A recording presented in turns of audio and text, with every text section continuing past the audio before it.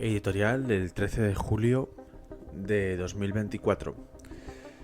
Las condiciones socioeconómicas. Recientemente fueron las elecciones en Francia, donde el Frente Popular, el nuevo Frente Popular, la izquierda que se aglutinaba en torno a la figura de Mélenchon y se organizaba con Emmanuel Macron para evitar la entrada de la llamada ultraderecha en los gobiernos, en el gobierno, en el ejecutivo francés, pues arrasó. Esta coalición arrasó, consiguió que la fuerza de Marine Le Pen, pese a ser la más votada de Francia, consiguiendo 10 millones de electores, pues quedase relegada a la tercera posición, gracias a los trucos de, quién se presenta en qué circunscripción. Es decir, nos repartimos el pastel y donde yo estoy más fuerte, tú no te presentes, y donde tú estás más fuerte, yo no me presento. Y así conseguimos aplicar este cordón sanitario a la ultraderecha. Sin embargo, parece que no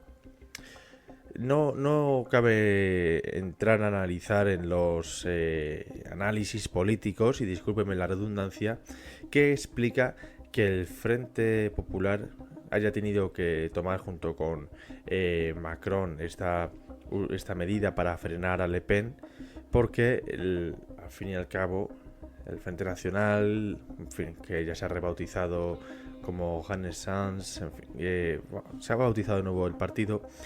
Y sin embargo hay un hecho, y es que más allá de las siglas, el concepto, lo que representa Marine Le Pen, pues ha pasado de ser elegido por 4 millones y pico de franceses a ser elegido por 10 millones. Es decir, hay una tendencia que demuestra que cada vez más gente opta por aquello que se llama la ultraderecha. ¿Y por qué optan por esta medida tan, entre comillas, drástica? Bueno, el programa se llama las condiciones socioeconómicas porque es la justificación que siempre se utiliza para explicar la delincuencia cada vez más aguda en Francia, pero no solamente ahí, también en Holanda, que fue lo que explicó que el partido de, entre comillas, extrema derecha de allí triunfase, en Italia, Suecia y tantos otros, que poco a poco se va imponiendo una opción que cada vez es más agresiva o más firme con la cuestión de la inmigración, especialmente esa inmigración que viene pues del norte de África, magrebí, o de Centroáfrica, también la inmigración subsahariana. Hay quien dice que el lugar de origen, la cultura, no tiene nada que ver y que se debe a cuestiones socioeconómicas. Por ello, creo que era relevante entrar a analizar cuáles son las cifras que soportan esta inmigración, cuáles son los números realmente, ver los crímenes y cuánto gasto público, en este caso en Francia, se destina pues nada más que para el concepto en sí de lo que es inclusión, para favorecer que esta gente que viene de otras culturas y de países más pobres se integren mejor en la sociedad. Entonces, atendiendo a los números, si nos vamos a los datos que hay entre 2020 y 2023, podemos ver que los delitos de índole violenta aumentan. En 2023 han sido 384.100 incidentes reportados, es decir, desde ataques con cuchillos, peleas, robos, también asesinatos, mientras que en 2022 era 368.000 y en 2021 eran 350.000 exactamente. Es decir, vemos una progresión que nos invita a pensar que el problema no se está atajando, sino que todo lo contrario. Es algo pues que parece que va a ir increciendo, cuanto menos llamativo, ¿no? Y entonces aquí nos cabe preguntarnos, ¿es que acaso no está el Estado invirtiendo el suficiente dinero implementando las suficientes políticas para evitar que esto ocurra? Esta historia me recuerda un poco a la mal llamada violencia de género, los crímenes familiares, la violencia machista, que cuanto más políticas se hacen con ellos y en teoría más gente trabaja de eso porque más dinero se destina, con ministerios como el de Igualdad y sus ramificaciones, vemos que cuanto más se invierte, oye, pues no parece que sea al final el problema, sino que la criminalidad en este ámbito familiar sigue aumentando. ¿Hay acaso una correlación entre el dinero que se invierte y una disminución de la criminalidad en cuestión? No lo parece, así a simple vista. No tenemos suficientes datos empíricos para decir que efectivamente cuanto más dinero se invierta en chiringuitos del Estado para favorecer, entre comillas, la igualdad y el final de la mal llamada violencia de género, no tenemos evidencia para decir que cuanto más se invierte, más se disminuye este crimen atroz de índole intrafamiliar. Algo semejante sucede respecto a la inmigración en este caso. Los factores socioeconómicos que tanto intenta explicar la izquierda para justificar que no es que sea lo determinante, no es el lugar de origen del criminal, sino que lo determinante es que no tiene dinero. Vemos como nada más que en concepto de inclusión, ¿vale? Es decir, no ya otro tipo de ayudas que pueden llegar pues a través de Ministerio de Educación, de Sanidad, la escuela pública y lo que eso suponga sobre el PIB, los hospitales públicos y lo que eso suponga sobre el Producto Interior Bruto. No, nada más que políticas específicamente para ayudar al inmigrante a que se integre, típicos subsidios, pagas, en fin, lo que ustedes ya bien conocen. Vemos que en Francia, en 2020, se destinaban 2.300 millones de euros, que es una cifra que no está nada mal, nada desdeñable. En 2021 esos 2.300 millones de euros pasaron a ser 2.500 millones de euros, un incremento de 200 millones de euros. En 2022 esos 2.500 millones de euros pasaron a ser 2.800 millones de euros, aumentando 300 millones de euros la inversión del Estado para ayudar a esta gente de factores socioeconómicos, para evitar que se reduzca la delincuencia. Y ya finalmente en 2023, que es el dato más actual que tenemos a fecha de diciembre, vemos que pasa de 2.800 millones que había en 2022 a 3.000 millones, un poquito más de 3.000 millones en 2023. Es decir, da la casualidad que la progresión que veíamos en la criminalidad, que pasaban de 350.000 delitos anuales de índole violenta a 386.000, casi 390.000, vemos que hay una proporción directa entre cuanto más se invierte, más criminalidad hay. Entonces, claro, a uno le cabe preguntarse, ¿dar dinero público, dar dinero del Estado, dar dinero del contribuyente es la manera de arreglar realmente los problemas?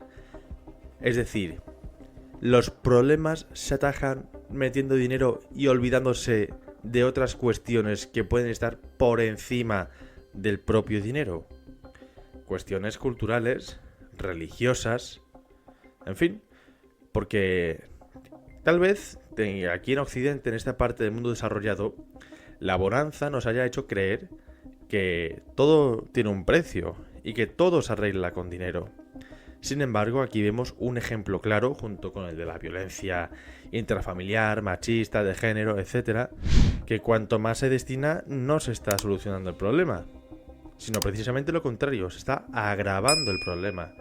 Francia tiene un problema muy serio en este aspecto, porque creía Francia, que siempre ha sido pues un país, una nación muy pro Estado, muy pro sector público, muy a favor de que haya impuestos y de que las teorías de Thomas Piketty pues en fin, se practiquen, ¿no?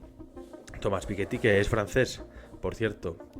pues estas teorías que hablan de la redistribución, pues oye, vemos como es que no está sirviendo esta cuestión de la redistribución para atajar la cuestión de la inmigración ilegal y la violencia que tiene asociada. En fin, de que hay, bueno, no solamente inmigración ilegal, sino ciertas culturas que están arraigándose dentro del Estado y que tienen una vocación violenta. Creemos, o cree una parte de la opinión pública, porque yo realmente no lo creo, pasa es que utilizo esta fórmula del creemos para intentar empatizar, entre comillas, pero bueno. Creemos que cuanto más dinero se destine, vamos a solucionar el problema, pero no siempre es así. Y realmente hay un fallo de fondo. ¿Por qué? Porque digamos que si tú llegando a una nación, llegando a un sitio, o sin llegar directamente, ya te están dando un dinero sin que ello merezca esfuerzo alguno, dime qué incentivo vas a tener realmente para dedicar tu tiempo a trabajar, a producir, a desarrollarte, a ayudar en fin, el desarrollo en general de tu empresa, de tu negocio, de tu familia. No tienes ningún incentivo. Realmente creer que los problemas se atajan dando paguitas, pues es un error de fondo que solamente conduce a una mayor ociosidad social. ¿Por qué? Porque al final nosotros tenemos 24 horas al día. Y esas 24 horas al día tenemos que decidir entre dedicarlas o a trabajar o al ocio. Ocio es un concepto muy amplio, es decir, lo que queramos hacer que no sea trabajar. El trabajo supone salario. El ocio, gastar ese salario, entre comillas, se podría decir. ¿Qué pasa? Si somos capaces de invertir la ecuación y hacemos que, sin necesidad de trabajo, tengamos el ocio pagado porque tenemos un Estado que nos está subvencionando nuestra vida, iba a decir perezosa o improductiva, pues oye, el exceso de odio también puede conducir al pillaje, a tener por bueno pues el consumo de drogas, por ejemplo, ¿no? O a tener por bueno el trafiqueo, el traficar, el menudeo de drogas, el estar en la calle. En fin, digamos que el ocio también tiene un riesgo, y es que el aburrimiento lleve pues a hacer cosas que si estuvieses en una fábrica encajando gomas en las ruedas, por ejemplo, pues no harías. Entonces yo me pregunto, ¿realmente hay que dar subvenciones para acabar con estos problemas, entre comillas, socioeconómicos? Para acabar con la delincuencia asociada a esta inmigración masiva que llega a Europa anualmente. O más bien, si hay que hacer algo, es que la gente se ponga a trabajar y así, por lo menos, en tanto en cuanto el tiempo de cada uno se destine al trabajo y a cosas productivas, no queda tiempo para el pillaje, la delincuencia, en fin, para perder lo que te estás ganando con tu trabajo. Sea como sea, creo que es un claro ejemplo de cómo las políticas sociales, como están planteadas hoy día, no son otra cosa que un grave y serio error. Arrancamos.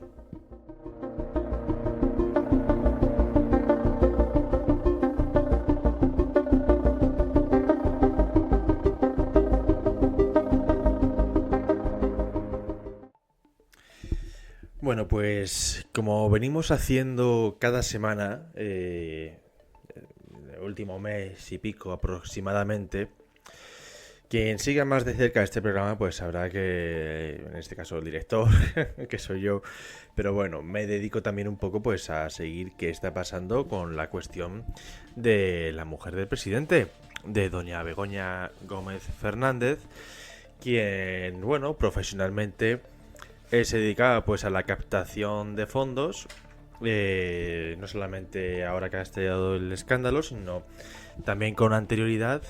Digamos que pues trabajó y dirigió Taxfond, que era una empresa, discúlpenme, creo que era Taxfond, Tax Force, se llama así más o menos.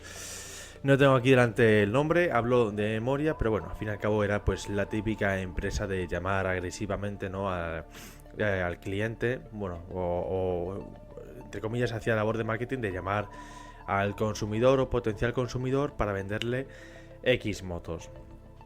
Esta empresa pues es una en la que también se han apoyado bastante ONGs y todos estos los que te encuentras en el supermercado o en la esquina de una plaza concurrida y demás, que van con chalecos reflectantes o con chalecos de su organización pidiendo dinero, pues más o menos el mismo servicio pero telefónico era el que dirigía en su día la mujer del presidente del gobierno.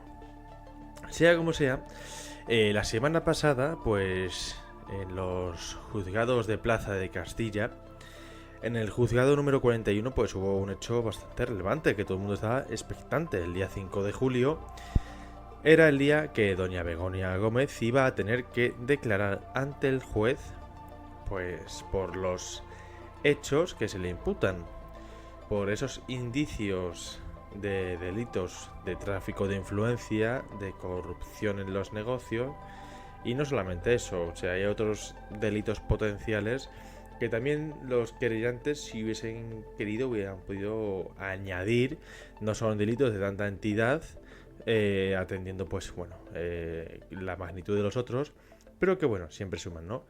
Por ejemplo, hay dosieres de su famosa cátedra de transformación social competitiva, donde doña Begoña promocionaba su cátedra, y entre los entre los patrocinadores supuestos de la cátedra, además de estar empresas como en fin, la Fundación La Caixa, Reales Seguros, que son las más famosas que han sonado, Correos, la Cámara de Comercio, pero también estaba Transforma TSC, su empresa, la empresa que ella dio de alta, la SL que dio de alta el pasado noviembre de 2023, noviembre-diciembre de 2023, dio de alta a su nombre.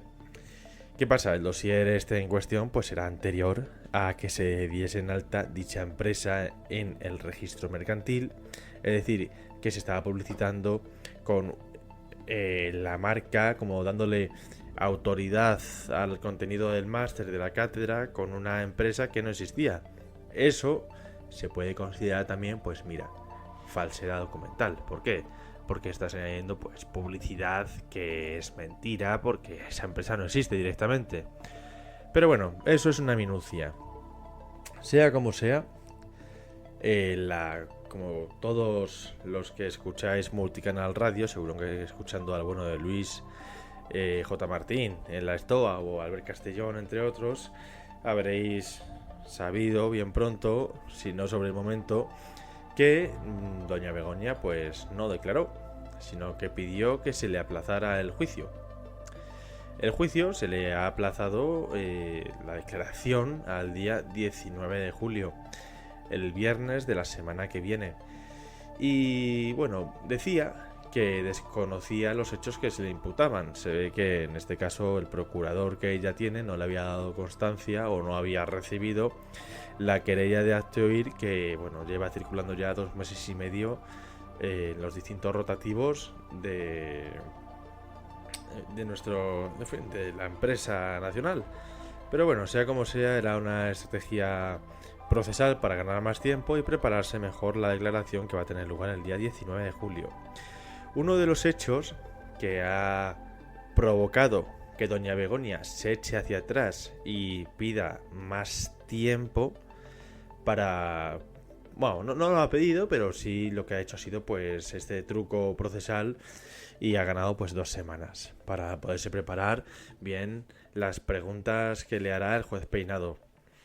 Uno de estos hechos, como les decía, era pues su vinculación con el grupo empresarial Inmark.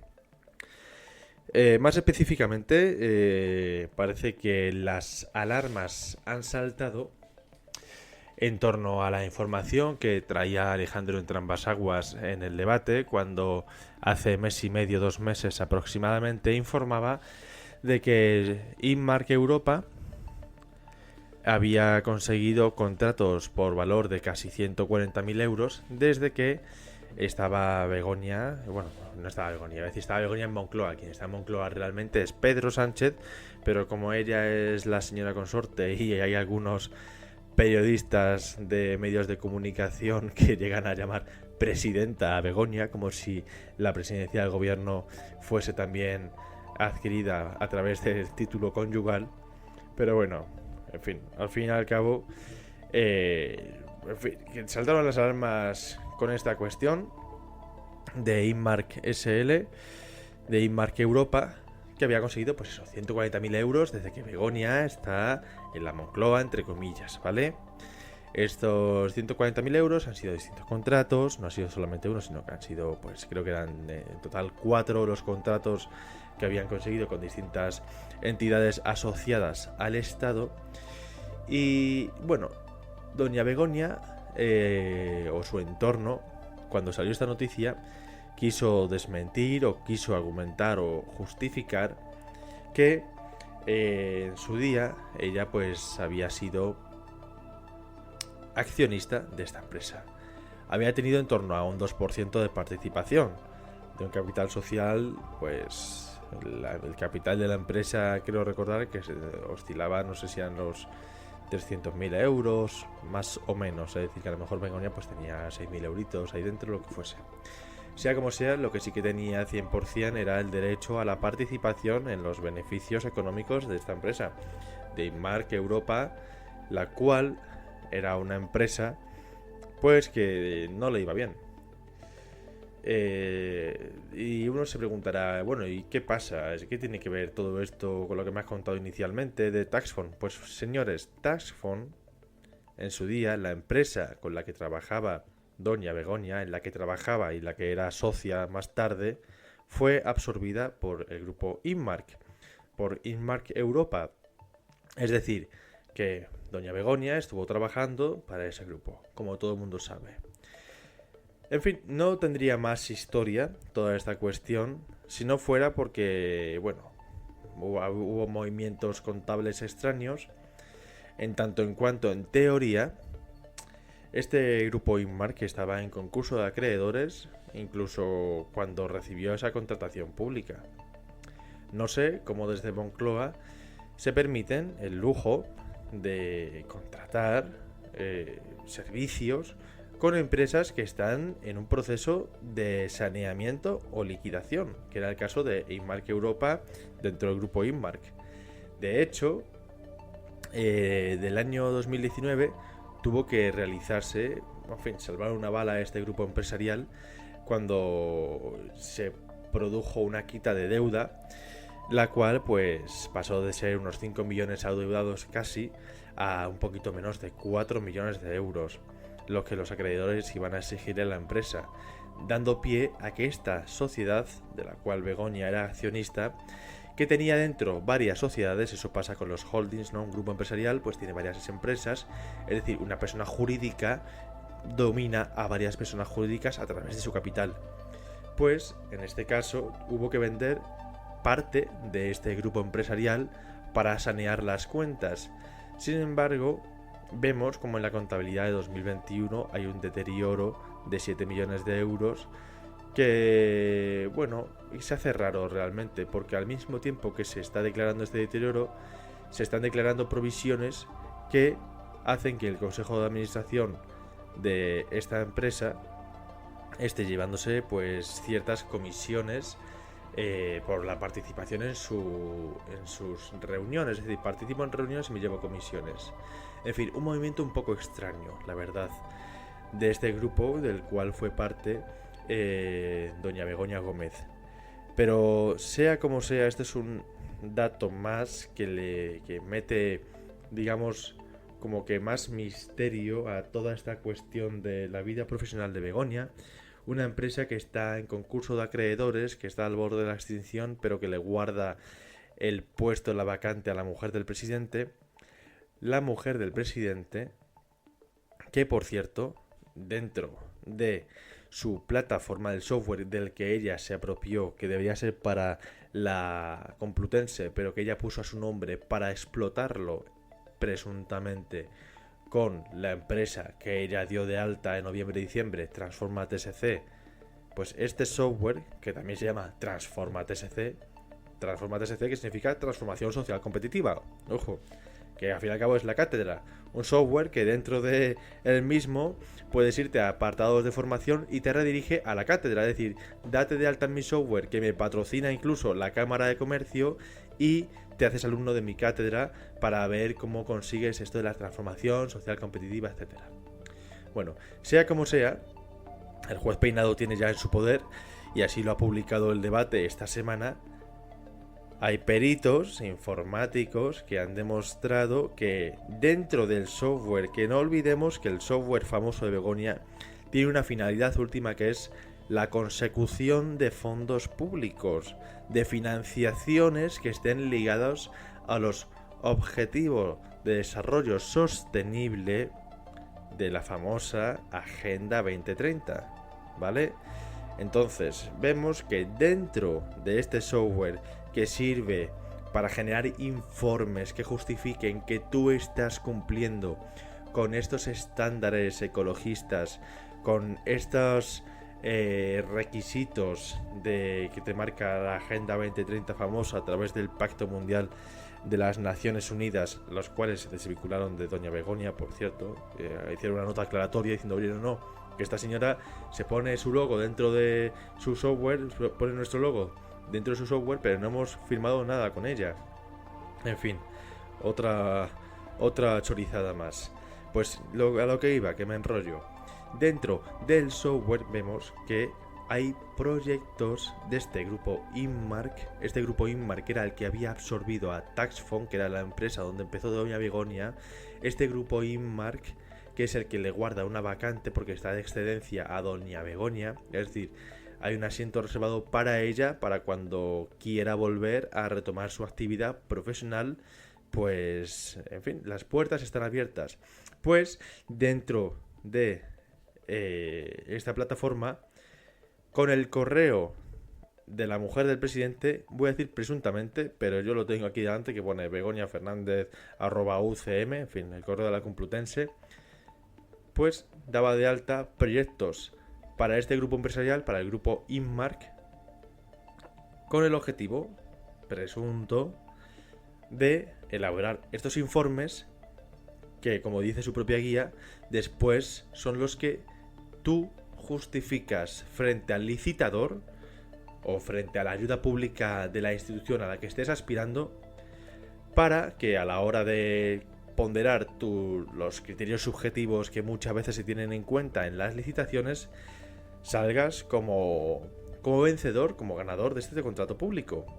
Es decir, digamos que por la puerta de atrás, Doña Begonia podría haber estado preparando la manera de que el grupo al que ella pertenecía pues tenga la facilidad de contratar recurrentemente con la administración pública, gracias al software que ella, a través de la Complutense, pero de espaldas a ella, dio de alta y consiguió, gracias también, pues eso, a las presiones de Moncloa, a grupos empresariales como Google, y también gracias a contrataciones mantenidas como la que mantuvo con Deloitte para desarrollar esta plataforma. En fin, sea como sea, toda esta historia del grupo Inmark, que descolocó también al abogado de Begonia y que se ve que no tenían en cuenta en la ecuación, esta cuestión tiene muchos argumentos, tiene muchos motivos por lo cual poner nerviosa pues a la defensa de Begonia y a la propia imputada. ¿Por qué? Porque podría uno pensar que se estaba preparando la manera de que la empresa que le guarda el puesto a Begonia y de la cual en su día era Begonia accionista, consiguiese contratos públicos. Y yo les pregunto, ¿esto es un conflicto de interés? ¿Esto es tráfico de influencias? ¿Esto es corrupción en los negocios?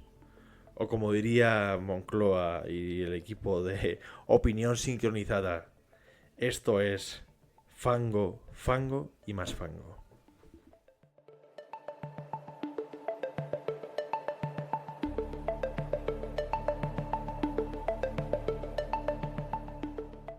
Y en el comentario de noticias de la semana, pues esta semana, a ver, el verano es que es complicado en sí. Es una época del año que no es fácil afrontar. Y es verdad que, bueno, pues que las idas y las venidas la semana pasada, pues yo por motivos personales no pude estar. Y esta semana, pues me he visto en la tesitura de que, bueno, pues si bien la semana pasada dejé solo a mis compañeros, esta semana, pues me toca a mí estar aquí y aquí vamos a realizar el comentario de las principales noticias económicas que se han producido en esta semana tan movida que empezaba, entre comillas, con esa, en fin, con ese triunfo electoral del nuevo Frente Popular, de Mélenchon en Francia, y que, bueno, que continúa pues con la tensión entre Vox y el PP, con los pactos que se rompen a raíz de la cuestión de los menas, y que, bueno, no sabemos cómo terminará, pero sí sabemos que la semana que viene también vendrá cargada de, en fin, de salseo político, en este caso judicial, con toda la cuestión de Begoña, la declaración también de Barrabés. En fin, digamos que el panorama español es indignante, pero también es apasionante. Y también es tan indignante como, entre comillas, apasionante el panorama económico. Porque las noticias que se suceden, pues bueno, hay quien habla de que la economía española va como un cohete, que estamos casi en la Champions League, ¿no? Como diría Zapatero en 2009, creo que fue cuando dijo esta famosa frase, o 2010, en fin, cuando estaba ya recién estallada la burbuja, pues no, aquí era todo más cortinas de humo y decir que íbamos muy muy bien. Pero bueno, la situación de ahora no es como la de aquel entonces, no es como la de hace 16 años, es diferente. La economía general, se podría decir que a pesar del gobierno, a pesar de los gobiernos, funciona. Digamos que la economía, al suponer tantas relaciones personales, empresariales, escapa del control lógico del gobierno. El gobierno, el Estado, un grupo grande de funcionarios no puede controlarlo todo. La omnipresencia y la omnipotencia está reservada nada más que para el creador, para Dios, no para, en fin, un conjunto de personas que quieran hacer labores administrativas. Sea como sea, arrancamos esta semana pues con la noticia que nos trae The Objective, que dice que la automoción española está en la UCI tras años de cierres y escaso apoyo institucional. La falta de apoyo institucional, la competencia asiática y la deslocalización son algunos de los restos del sector. Realmente aquí cabe preguntarnos, apoyo institucional, ¿cuál podemos esperar? ¿Acaso es factible un apoyo institucional por parte de, en este caso, el Estado, que fue quien en los años 80-90 más hizo por desindustrializar España? Es decir, entramos en la Comunidad Económica Europea y empezó un proceso de desmantelamiento de España para hacer que nuestro país fuese poco menos que el patio de recreo del resto de países de la Unión Europea. No sé hasta qué punto el oyente estará de acuerdo o no con esto, pero la realidad es que la terciarización de nuestra economía, pues digamos que no es beneficiosa. Veámonos o comparémonos directamente con los países que cuidaron de su industria y quién sabe si fueron los que precisamente impulsaron la desindustrialización de España para así ellos cuidar sus intereses. En este caso, miremos a Alemania. Alemania, hasta el periodo de la guerra comercial, entre comillas, cuando empezó con Estados Unidos y ahora que se prolonga con China, era el motor de la Unión Europea. Y también Francia, que hay una buena industria también en Francia, precisamente en la cuenca que la une con Alemania. Entonces cabe preguntarnos, oye, ¿de verdad ahora vamos a ponernos las manos en la cabeza cuando la automoción española está en la UCI? Sí, está en la UCI por el competidor chino, pero está también en la UCI porque no hay empresa española que se dedique a la automoción, que esté radicada en la automoción y que sea mimada tanto por los españoles como por el gobierno. Todo lo contrario, aquí toda iniciativa de industria o de prosperidad energética se ha saboteado a cambio de tener, pues bueno, más bares, más chiringuitos, más discotecas, que sí, que están muy bien, que yo no estoy en contra de los hosteleros ni mucho menos, de hecho parte de mi familia se dedica también a eso, sino que yo lo que digo es que, oye, pues igual hace 30 años ciertas decisiones nos condicionan a día de hoy. Y explican por qué España, el nivel de renta, está también por debajo de Italia. Italia supo defender mejor su industria, supo mantenerla, especialmente en el norte de Italia. Quien haya estado por ahí lo sabrá, los entornos de Turín, de Milán, etcétera. En fin, la Fiat sigue siendo una, en fin, una empresa pues bastante fuerte. Y vemos como, bueno, pues aquí estábamos a otras cosas, a pan para hoy y hambre para mañana, como quien dice. Hubo quien se hizo duro en esa época incentivando el desmantelamiento, la desmantelación de la industria nacional y bueno, y así estamos, señores, así estamos. Pasando a la siguiente sección también de Objective, no lo dejamos atrás. Nos informan aquí que la brecha de la renta per cápita española con la Unión Europea crece casi un 40% desde que gobierna Sánchez. Dice aquí que la media, o sea, que la diferencia con la media comunitaria pasó de los 2.720 euros en 2018 a los 3.720 euros en 2023. ¿Qué pasa aquí, señores? Bueno, digamos que la renta per cápita española no está tampoco disminuyendo ni mucho menos. Es decir, no es que aquí, bueno, estamos digamos que percibiendo poco o menos entre comillas eh, por una cuestión de que todavía no hemos recuperado la capacidad productiva que había antes de la pandemia, pero también una presión fiscal que es grande, pero bueno, si excluimos la cuestión fiscal, porque también hay otros países de Europa que tienen una presión fiscal bastante considerable, vemos que, bueno, que hay ciertos problemas que no somos capaces de abordar como país. Una de estas cuestiones es que la Unión Europea ha presentado en estos años ciertos países un ritmo, un crecimiento que han hecho que la media de lo que se cobre en la Unión Europea suba. Hay que mirar especialmente a los países bálticos o a países como Polonia, países como la República Checa, que, bueno, pues han sabido dirigir bien la economía, si es que acaso hay que dirigirla. Sea como sea, han sabido tomar las decisiones adecuadas para que su renta per cápita vaya aumentando, su PIB va aumentando. Lituania y los países de alrededor, también Estonia, son países que se están caracterizando por atraer mucha inversión. Vemos como grandes compañías financieras de corte tecnológica como la británica Revolut, a la hora de afincarse en la Unión Europea, pues se afinca en Lituania. ¿Por qué? Pues por un mayor cuidado a las empresas que tienen.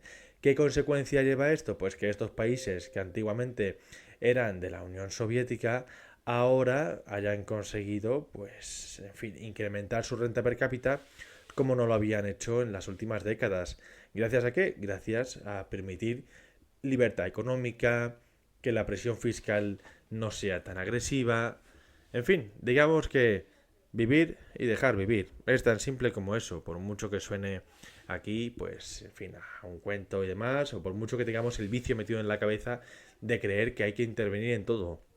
Habrá que intervenir en ciertos aspectos, en ciertas industrias, pero no hay que regularlo absolutamente todo, de verdad. El control de precios, el control de la producción, esas fórmulas no se pueden ejecutar exitosamente nunca. ¿Por qué? Pues porque si atendemos a la realidad, es decir, digamos que el precio es como el lenguaje y la cantidad demandada es como las palabras también. Y no se puede controlar desde una institución qué palabra se utiliza para qué cosa. Cada uno habla según lo que aprende. Los precios es igual, cada uno pone los precios según lo que se percibe, según el mercado. Y no hay control que pueda conseguir sustituir este mecanismo natural. Pero bueno, aquí en España todavía se ve que tenemos un recorrido bastante largo, tenemos margen de error y hasta que no estemos en la miseria no vamos a aprender de eso. A pesar de que tenemos ejemplos como nuestros hermanos argentinos que ya poco a poco a base de pasarlo mal, están superando este trauma, o nuestros hermanos venezolanos que siguen viciados dentro de esta dinámica tan tóxica. Después, si nos vamos, por ejemplo, a Voz Populi, y relacionado con la cuestión de los coches, vemos que aquí Voz Populi nos comenta que el Estado ingresó en 2023 por impuestos de los coches nuevos 5.600 millones de euros, un 23% más. ¿Qué pasa? Que, o sea, no puede ser que de un año para otro incrementos de 6.000 millones de euros, pues porque, en fin, porque ahí está el Estado haciendo que el precio de los vehículos, que al fin y al cabo un coche debería ser algo que la clase media pudiese adquirir fácilmente, pues estén desbordados. Es decir, ustedes recuerden de su compra cuánto fue realmente para, en fin, para sufragar estos gastos, y especialmente aquellos que se dediquen a la automoción, ese IVA que tienen que cobrar muchas veces, ¿no? Ese 21% del valor del coche. Oye, es que imagínese usted una rebaja del 20% en el precio de su coche. A lo mejor era más fácil así cambiar de coche e incluso poner eléctricos si usted quiere, que, en fin, que encontrarnos en esta situación en la cual, pues poco a poco, como la gente no puede cambiar de coche, vemos que, bueno, que hay que utilizar coches desde hace mucho tiempo. Que no pasa nada, pero claro, se junta esto con las zonas de baja emisiones en Madrid, por ejemplo, con el Hipócrita de Almeida, y dígame usted qué vamos a hacer. Digamos que es una trampa perfecta para el ciudadano medio. Y después, y ya para terminar esta sección, que no quiero alargarla mucho porque es verdad que estando solo, pues en fin, les estoy aquí dando una chapa interesante.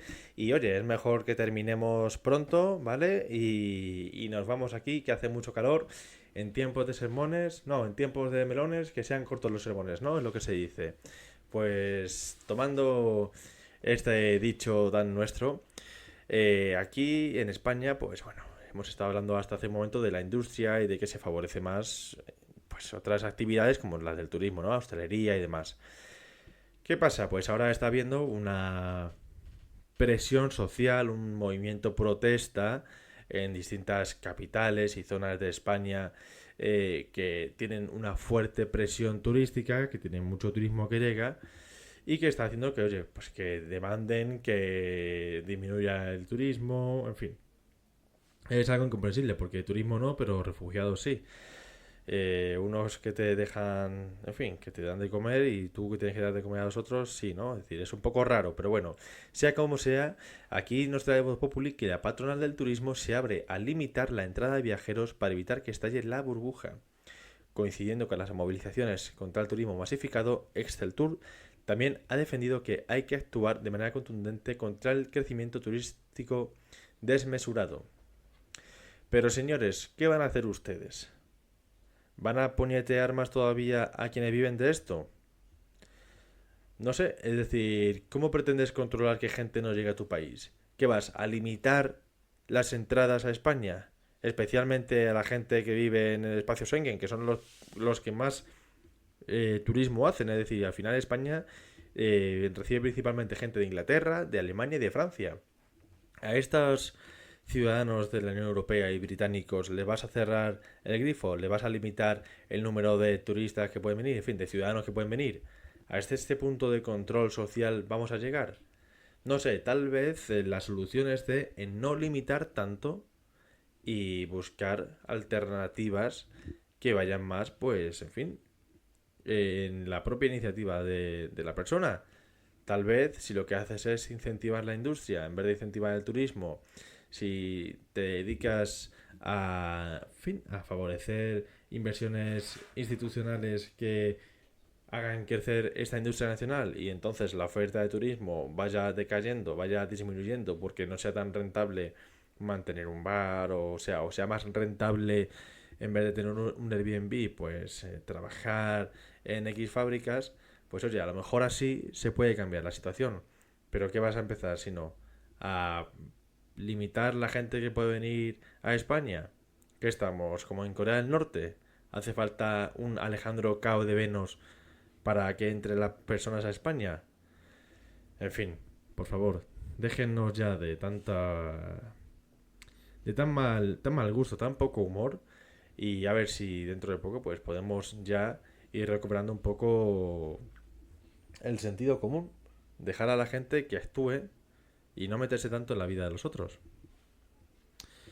Sea como sea, en fin, seguiremos comentando aquí en De Estados y Mercados. Esperemos que este último disparate, pues, en fin, no tenga pie, no de lugar. Y la semana que viene continuaremos aquí en el programa, en vuestro semanario de economía de Multicanal Radio. Un fuerte abrazo a todos.